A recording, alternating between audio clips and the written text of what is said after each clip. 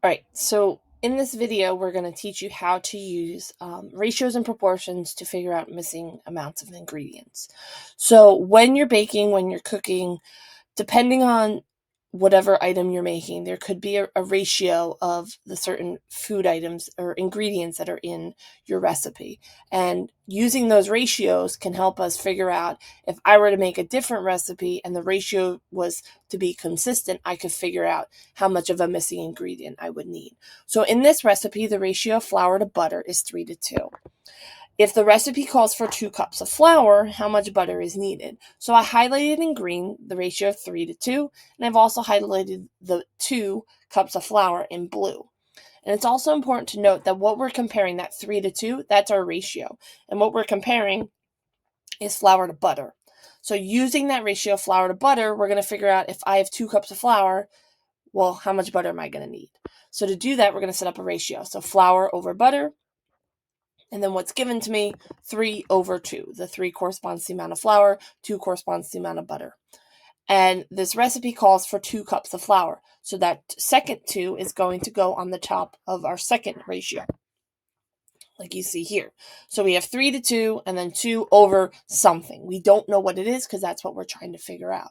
So when we are solving ratio problems or proportion problems, what we're going to do is we're going to multiply the numbers that are diagonal across from each other and then divide by the number that's across from our question mark in this case. So in this case, we're going to be multiplying 2 times 2, which is 4, and then I'm going to be dividing it by 3 to figure out how much butter is actually needed.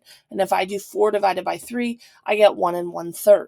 So if using that golden ratio of 3 to 2, if a recipe calls for 2 cups of flour, we're going to need 1 1/3 cups of butter. The same rules apply when we're being asked to find how much flour we need. So our ratio is still the same. It's 3 to 2. If our recipe calls for 5 cups of butter, we're going to figure out how much flour is needed. So 3 to 2 is our ratio. The 5 cups of butter is going to be part of our second ratio.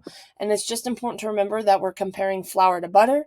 So the 3 corresponds to the flour and the 2 corresponds to the butter. So with our word labels, flour over butter, 3 over 2. And then our second ratio, the 5 cups of butter, the 5 is going to be placed on the bottom because the 5 goes with butter instead of flour. And then I'm just going to put a question mark instead for the amount of flour is needed because that's what we're trying to figure out. Once again, we're going to multiply the numbers that are directly across from each other. In this case, it's 3 and 5, and then we're going to divide by 2.